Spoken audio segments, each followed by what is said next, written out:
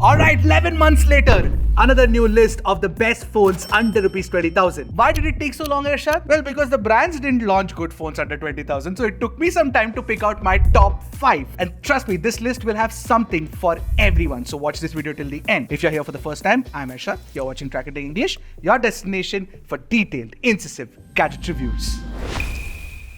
Alright, the very first phone in my list is the new Samsung Galaxy M35. Now, I haven't covered the Samsung Galaxy M35 extensively on the channel, but it is a very sensible Samsung phone after a really long time. Firstly, it's a massive chunky boy, but you get a 6000 mAh battery. Secondly, you have a punch hole camera now. It's not a water drop. Thankfully. But of course, the bezels are thick, keep that in mind. And more importantly, Samsung has actually provided Corning Gorilla Glass Victus protection on top of it, which is unheard of in this price range. And secondly, you get the Exynos 1380, which is a fairly decent performance, especially in this price category. It's at least better than the Snapdragon 695 that is being used by the Nord CE4 Lite. I didn't think that there would come a day where Samsung would actually give a better processor than OnePlus. Crazy, right? That about this phone also comes with One UI 6.1.1 and Samsung's promise of 4 years plus 5 years of software updates. Now, what could be the problem in this phone? It's thick, it's heavy, that's one thing. And the other thing is that you don't get an optical in-display fingerprint scanner, you get a side-mounted one. The next phone that I'd like to recommend is the Realme Narzo 70 Pro. Now, the thing with the Narzo 70 Pro is that it got popularity immediately after the price dropped. And it has a very good camera performance, which is evident from our CMF Phone 1 review where I compared it to the Narzo 70 Pro. If you haven't watched that yet, go check that out. So the Narzo 70 Pro's primary camera is the Sony IMX 890 sensor. In daylight and in low light, it takes great photos. It takes good photos of people. It takes good photos in portrait mode. It's really good. Apart from that, you've got a Dimensity 7050 chip for the price. It's a decent chip and you get a 5000 mAh battery and support for 67-watt charging with the charger inside the box. Oh, I forgot to mention, it's not just the primary camera. You get a proper ultra wide, you get a macro camera, and the selfie camera performance is also really good. And of the phones that I'm recommending in this list, this is the only one that comes with UFS 3.1 storage too. And this Full HD Plus panel has very slim bezels and it's an OLED display too. So overall, it's a great phone with very good camera experience, but there's one problem and that is the software experience. Because it's filled with a lot of bloatware. Realme really needs to stop doing that. By the way, the Moto G85 had to be in this list because curved screens, a lot of people like it. And you get a vegan leather back, so the design and the finish is damn nice. Plus, it's lightweight, it's slim. It's a very, very nice phone.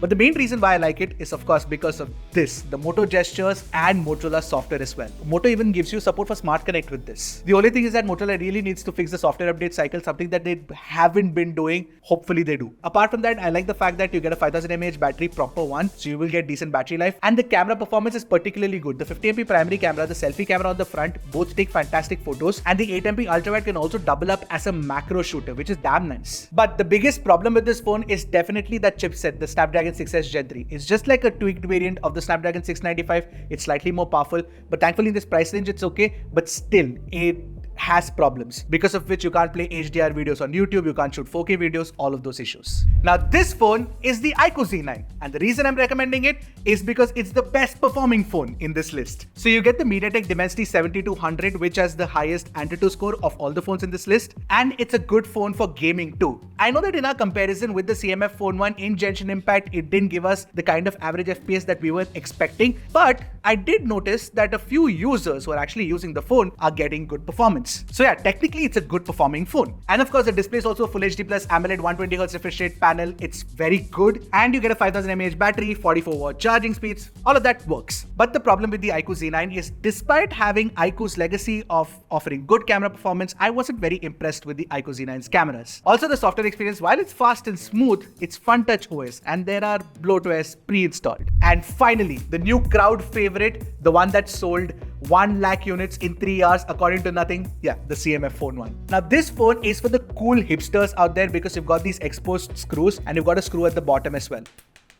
Yeah. Now with this screw, you can actually attach accessories and you get first-party accessories, and I'm hoping that third-party accessories also come soon. So design-wise, it's very unique, and you can also change the back covers to blue or orange or green. And the chipset inside the Dimensity 7300 is actually a pretty good performer, and you get this for a starting price of 17,000 rupees. Compared to Oppo, which just launched the Reno 12 series with the Dimensity 7300 Energy, there's no energy in that chipset. It's just the same chipset for way more money. Yeah, anyway, you also get a 5000 mAh mAh battery, 33 watt fast charging support, but the biggest problem is you do not get the charger in the box, which by the way is also true for the Samsung Galaxy M35. The camera performance is so-so on this. I wasn't really a fan of it, and it doesn't have OIS for the primary camera, plus it's a mono speaker setup. What's fantastic on this phone is the software experience. It's the absolute best. Alright, so these are my top 5 picks of the best phones under rupees 20,000 by anyone depending on what your use case is. Like I mentioned, for performance, iQOO Z9, for camera, Realme Narzo 70 Pro, for a well-balanced Samsung phone after a really long time,